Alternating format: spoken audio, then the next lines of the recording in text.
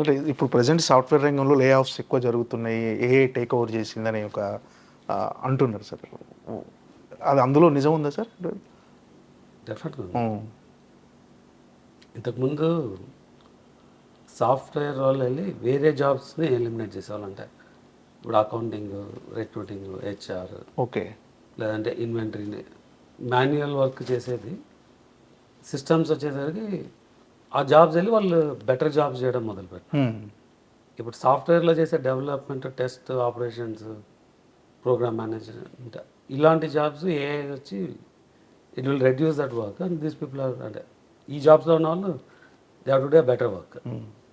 Okay. Regular development చేయడానికి ఉండదు. So ఇంకా 1 or 2 years. అంటే 1 or 2 ఇయర్స్లో ఇంకా మ్యాన్ పవర్ అంటే టైప్స్ ఆఫ్ జాబ్స్ చేంజ్ అయిపోతుంది. అంటే ఇంకా స్కిల్స్ పెంచుకోవాలంటారు సార్ వాళ్ళు. డిఫరెంట్ క్యాపబిలిటీ ఉండాలి. ఇంతకుముందు డే బుక్, లెడ్జర్ బుక్లో రాసి రిపీటెడ్గా రాసేవాళ్ళు సిస్టంలో ఒకసారి ఎంటర్ చేస్తే అన్నీ ప్రిపేర్ అయిపోతాయి. సో ఆ పని పోయి వాళ్ళు సిస్టమ్ని ఎలా వాడాలన్న అలవాటు చేసుకున్నారు. అలా ఓకే. ఇప్పుడు సాఫ్ట్వేర్లో ఉన్న వాళ్ళు they have to adapt to AI. ఏఐలో చాలా జాబ్స్ వస్తాయి. ఓకే. సో మీరు సాఫ్ట్వేర్తో పాటు రీసెంట్గా ఎలక్ట్రికల్ బైక్ సంబంధించింది కూడా ఒకటి చేయబోతున్నారని తెలిసింది, అందులో సార్. అంటే mobility as a subscription service అని వి స్టార్టెడ్ దిస్ మాస్ అని. ఓకే. దీనిలో electric bike is one part of it. Okay. So దీనిలో అంటే it's much larger ecosystem మేము డెవలప్ చేస్తున్నది.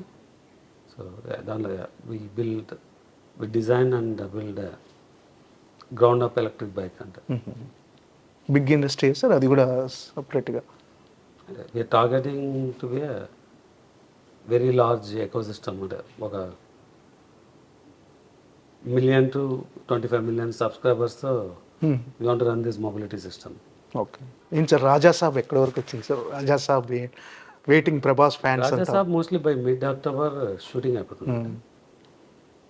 అంటే పాటలు పెండింగ్ ఉన్నాయి. పాటలు we are filming in next 3-4 weeks. VFX work maybe end of October, mid నవంబర్కి అయిపోతుంది. December 5th అనుకున్నాం release, but now we are moving to January first season. అంటే నాట్ వర్క్ కాలేదని కాదు. మొన్న టీజర్కి మంచి రెస్పాన్స్ వచ్చింది సార్. అంటే ఆ రోజు నుంచి మొత్తం అంటే వర్క్ క్వాలిటీ చాలా మంచి క్వాలిటీతో అవుట్పుట్ ఆ టీజర్ అయింటూ చూపించారు. గ్రాఫిక్స్ అనేవి కానీ విఎఫ్ఎక్స్ మీ సొంత కంపెనీ చేస్తుంది సార్ ఇప్పుడు? అది మిరా అయితే మొత్తం సార్. కొంతమంది యుఎస్, కెనడా నుంచి ఎక్స్పర్ట్స్ పెట్టుకొని చేసాం. రాజాసాబ్లో కొన్ని పోర్షన్స్ అవుట్ సైడ్ స్టూడియోస్ చేసింది. దెన్ మా దగ్గర కూడా చాలా అంటే ఒక 70% మేము చేస్తే 30% బయటకు వెళ్ళింది. డిఫరెన్స్ ఏమంటే రాజాసాబ్ ఇస్ ఇది, Mirai is visual grandeur with super hero story. అది visual grandeur with lot of entertainment with super star story. So ఏం సార్ ప్రభాస్ గారిని ఎలా కనిపించబోతున్నారు ఆ సినిమాలో? ఆయన క్యారెక్టరైజేషన్ అంటే జనాలంతా వెయిటింగ్, ప్రభాస్ ఫ్యాన్స్ కానీ ఆడియన్స్ కానీ.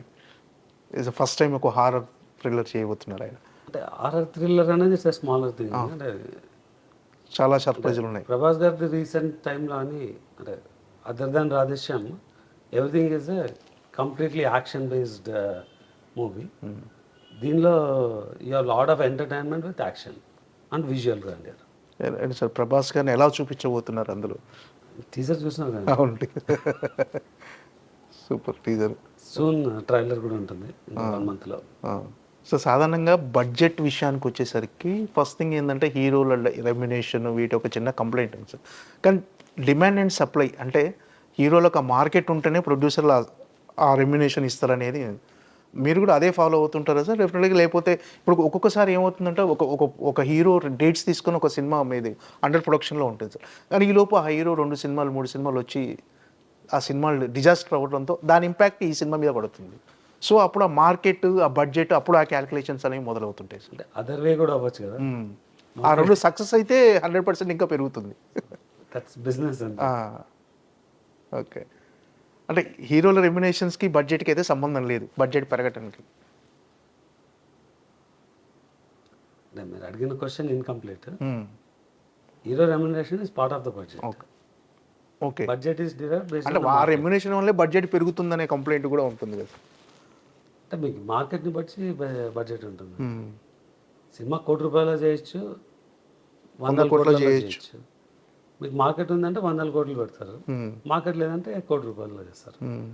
అదే డిఫరెన్స్ చిన్న సినిమాకు పెద్ద సినిమాకు. ఓకే, ఏంటి సార్ ఇప్పుడు మీరు అనుకున్నట్టుగా ఏదైతే చేశారో అప్లై చేస్తున్నారు సార్, ఇప్పుడు మీ ప్రొడక్షన్లో అప్లై చేసి చేస్తున్న ఫస్ట్ సినిమా మీరా అనుకోవచ్చా? ఆ మిస్టేక్స్ కట్ చేసి చాలా సినిమాల్లో అప్లై చేస్తున్నాను. ఫస్ట్ రిలీజ్ అవుతున్న మూవీ మిరాయి. మ్మ్. అంటే ఫర్దర్గా ప్రొడక్షన్ చేసే సినిమాలన్నింటిలో కూడా ఇలాంటి జాగ్రత్తలు తీసుకునే చేస్తారు. ఫర్దర్గా ఏం చేసినా జాగ్రత్తలు తీసుకోవాలి. అంటే ఒక కాంట్రాక్ట్ సైన్ చేయాలంటే చూసి సైన్ చేయాలి. అది చూడకుండా కదా అని అంటే అది అవగాహన లేకపోవడము అలా చేయడం వల్ల మన వేళ నాకు 40 కోట్లు పోయింది. Okay, it's nothing to do with making. అంటే అది మేకింగ్ బాగుంది, సినిమా బాగుంది, అన్నీ బాగుంది, బట్ ప్యూర్గా బ్లైండ్గా ఒక రాంగ్ పర్సన్కి కాంట్రాక్ట్ వితౌట్ అదే కాంట్రాక్ట్ని కరెక్ట్గా చెక్ చేయకుండా చేయడం వల్ల దానిలో పోయింది. మ్మ్. అలా ఒక్కొక్క దానికి ఒక్కొక్క రీజన్. ఇన్ టైం మార్కెట్ చేయకపోవడము, మ్మ్. ముందే దాన్ని అనాలిసిస్ చేసి ఓటీటీతో మాట్లాడుకోకపోవడము, అలా కర్నూలు జాబ్ 100 కారణాలు అన్నట్టు నాకు 100 కోట్లు పోవడానికి 100 రీజన్స్ ఉన్నాయి.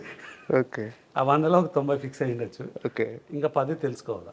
ఆ 100 కోట్లు రాజాసాబ్తో వస్తాయి సార్ మీకు. వచ్చేసారు. మీరు ఏదైతే అనుకున్నారో మీ పైన 3 డిజిట్స్ రాజాసాబ్ ద్వారా రావాలని కోరుకుంటున్నాను సార్. ఏంటి సార్ ఇంకేంటి, ఏ సినిమాలు జరుగుతున్నాయి, ఎప్పుడు 100వ సినిమా ఎప్పుడు రీచ్ అవుతారని అనుకుంటున్నారు సార్? అంటే ఇంతకుముందు అయితే 28, 29 అనుకున్నాను, మేబీ ఒక 2-3 ఇయర్స్ పెరుగుతుంది. అంటే మీరు అనుకున్న ఒక డ్రీమ్ ప్రాజెక్ట్ ఏమన్నా సార్, ఇలా ఈ సినిమా చేయాలి ఈ హీరోతో ఈ డైరెక్టర్తో అనుకో ఏమైనా పర్టికులర్గా అంటే నేను ఒక బెంచ్ మార్క్ అంటే ఏమైనా పెట్టుకున్నారా? బెంచ్మార్కే కదా, నేను చిరంజీవి గారితో సినిమా చేయాలనుకున్నాను, గుడ్ బ్యాడ్ రీజన్స్ అవ్వట్లేదు. అంటే మీరు చేయాలనుకున్నది ఆయన కూడా చాలా బట్ స్టోరీ సెట్ కాలేదు. అంటే ఆయన కూడా ఒకసారి స్టేజ్ మీద చెప్పారు సార్ మీతో సినిమా చేస్తాను మీ ప్రొడ్యూసర్. ఆయన చాలా ఓపెన్గా విన్నారు, బట్ అన్ఫార్చునేట్గా సెట్ అవ్వలేదు. అంటే సీక్వెన్స్ ఆఫ్ ఈవెంట్స్ నేను హరిశంకర్తో ఒక సినిమా పిచ్ చేశాను, అది ఇన్ టైం స్టోరీ కంప్లీట్ అవ్వలేదు, నెరేషన్ అవ్వలేదు. 2-3 నేను వేరే మూవీస్ పిచ్ చేశాను, బట్ అది అంటే కంప్లీట్గా సెట్ అయ్యి కాంబినేషన్ సెట్ అవ్వడం అని అవ్వలేదు ఓకే, ఆ స్టోరీకి. అంతలో ఆయన వేరే కమిట్మెంట్స్ ఉన్నాయి కాబట్టి జస్ట్ వెయిటింగ్. చాలామంది పెద్ద హీరోల దగ్గర మీ అడ్వాన్సులు కూడా ఉండుంటాయి కదా సార్, ఎవరితో ప్లాన్ చేయబోతున్నారు సినిమాని? ఇంకా అడ్వాన్స్కి సంబంధం లేదు, స్టోరీ అంటే అన్ని సెట్ అయితే సినిమా స్టార్ట్ అవుతుంది. వాళ్ళ పైప్ లైన్ మన ఇది చాలామంది హీరోస్ పర్సూ చేస్తున్నాం, కానీ సబ్జెక్టు కథ డైరెక్టర్ అడ్వాన్స్కి సంబంధం లేదు. ఒకసారి అడ్వాన్స్ లేకుండా సినిమా ముందుకు వెళ్తుంది, కొన్నిసార్లు అడ్వాన్స్ ఇచ్చింది మెనీ ఇయర్స్ అయినా అవ్వకపోవచ్చు. ఓకే, ఇది సార్ ఫైనల్గా మిరాయ్ సినిమా గురించి ఆడియన్స్ ఏం ఎక్స్పెక్ట్ చేసి రావాలి, వాళ్ళకి ఎలాంటి అనుభూతిని ఇవ్వబోతుంది? అంటే ఇప్పుడు వస్తున్న సినిమాలో ఎంటర్టైన్మెంట్ లేదా ఎక్స్పీరియన్స్, అదే ఎంటర్టైన్మెంటా లేదా ఎక్స్పీరియన్స్, ఒక కొత్త లోకం అంటే this is completely visual grander experience. మీకు రాజాసాబ్ చెప్పినప్పుడు entertainment and experience with star power, ఇక్కడ సూపర్ యోధా with extraordinary visual experience with good story. Okay sir, right, thank you, all the best. Surely, thank you. మీకు మిరాయి ద్వారా biggest block buster అందుకోవాలని మనస్ఫూర్తిగా కోరుకుంటున్నాను sir. Thank you so much sir. Thank you.